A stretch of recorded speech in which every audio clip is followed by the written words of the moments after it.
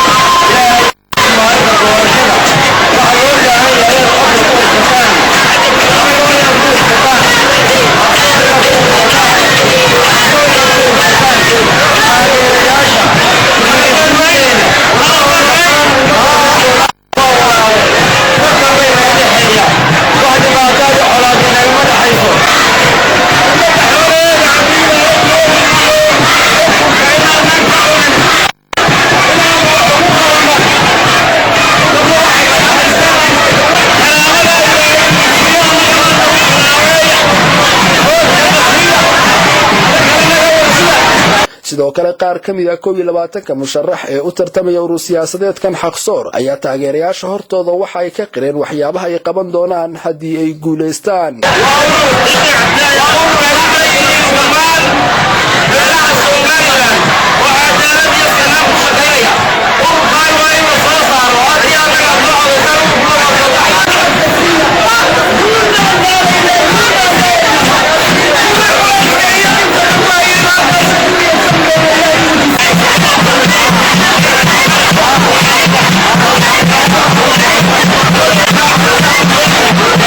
عبد الفتاح أحمد هاد وناق نيوز مقالة بورما.